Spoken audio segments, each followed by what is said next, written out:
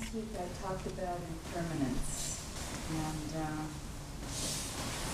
one of the basic concepts of Buddhism, that there is no thing on this planet that we know of that has substantiality and will not pass away.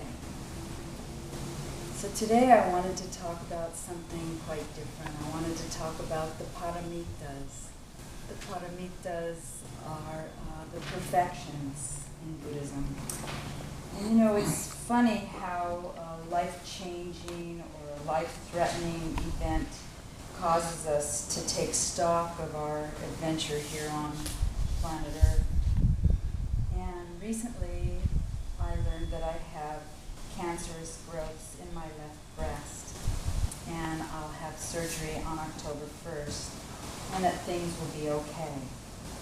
But this news has given me pause to think about what it is that I'm doing on this planet, and what I need to be doing, and how I should hold this experience. I'm sure it will be a great teacher, and I'm sure that I have something important to learn.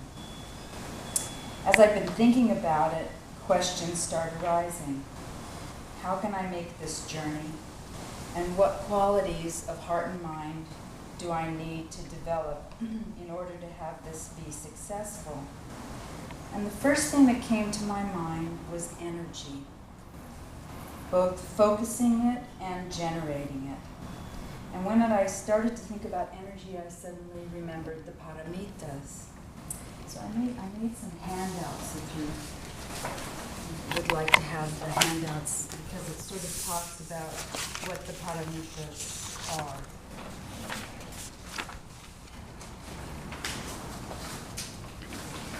The Paramitas are qualities that the Buddhists say that we need to cultivate. And this is to purify and to strengthen our lives. And in early Buddhism, there were 10 of these qualities. And in later Buddhism, in Mahayana, these were distilled down to 6. And I find the distilled version easier to work with. And of these, energy is the one that attracts me. The paramis, again, are called the perfections of heart and mind, and they can be developed by all of us in our daily lives. The word parami is a Pali word, the language of early Buddhism.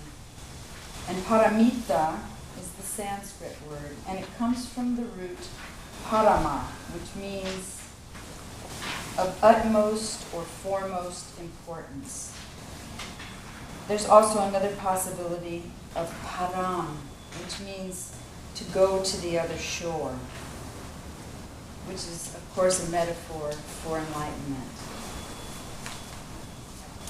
So there are certain qualities in Buddhism that are suggested within these paramitas.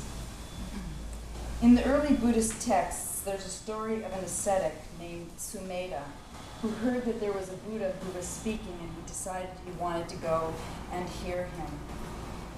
And when he saw him, he was so struck by the Buddha's tranquility and wisdom that he vowed to follow the same path to become a Buddha. So he went to a cave and he began to meditate and reflect on how best to achieve awakening. And he saw that there were wholesome qualities that he would need to develop. So as he meditated, the 10 factors came into his mind one by one, and these became the Paramitas.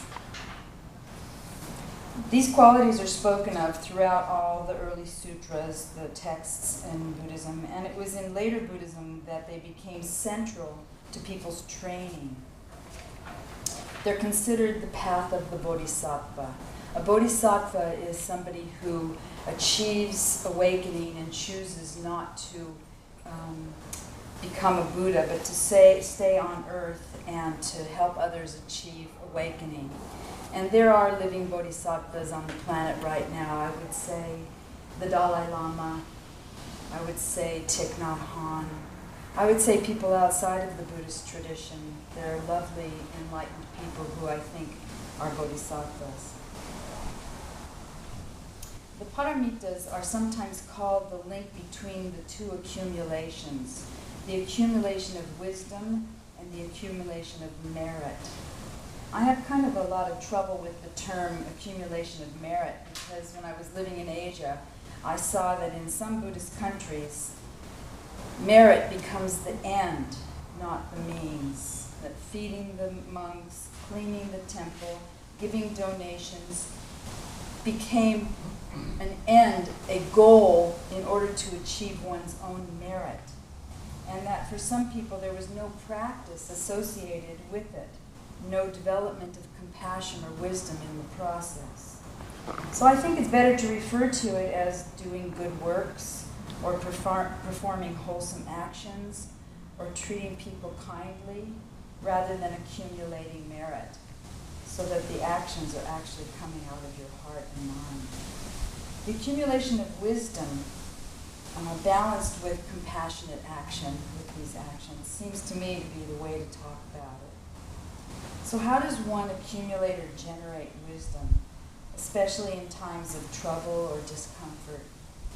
First, I think by generating the energy to deal with whatever is coming up. And how do we develop this needed energy? Thanissaro Bhikkhu, who's a teacher from the Thai forest tradition, says that right energy can be developed by letting go of and eradicating unskillful states which hold our wholesome energy down. He said this must be done skillfully. For example, he says, you can't treat feelings of dislike with dislike. It's less effective than treating it by looking at its causes and effects and then generating compassion for the one who is disliking you or the one you are disliking.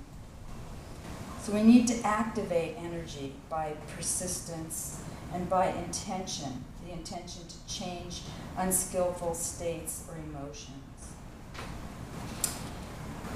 In Buddhism, energy is sometimes related to right effort. It is energy that gives us what it takes to do right effort, and to be vigilant, to have diligence, to have discernment. These are all terms that are used surrounding this idea of energy. In the Anaguttara Nikaya, which is one of the earliest texts, it says, what is the power of energy? Hear, O venerables, a practitioner generates energy set upon the abandoning of everything unwholesome and the acquiring of everything wholesome. Unquote. In the Visuddhimagga, or the path of purification, it states, energy or vigor is the state of the hero. Its function is to support or develop mental qualities. Its cause is what stirs the heart. When utilized properly, it can be seen as the root of all other attainments. Energy. One more. Quote, as an old house stands when strengthened by new pillars, wholesome states when strengthened by energy and vigor flourish and develop and do not fall away or deteriorate. End quote. Thich Nhat Hanh has a lovely thought about the paramitas. He calls them the 6 techniques for happiness. He likens them to planting seeds. He says we should water those that are wholesome and that we should not water those that are unwholesome. Robert Aiken Roshi, who lives here in Honolulu, has a wonderful book called The Practice of Perfection, in which he calls the paramitas, or the perfections, the enlightened qualities of the heart, the innate seeds of perfect realization that is within all of us. In traditional Buddhism, there are 3 forms in which energy, or vidya, as it's called in Sanskrit, is practiced. One is in the practice of making a vow and then keeping it in our hearts and minds. It has the power to animate, enliven, and inspire our practice through generating energy. The second form is the practice of creating virtue.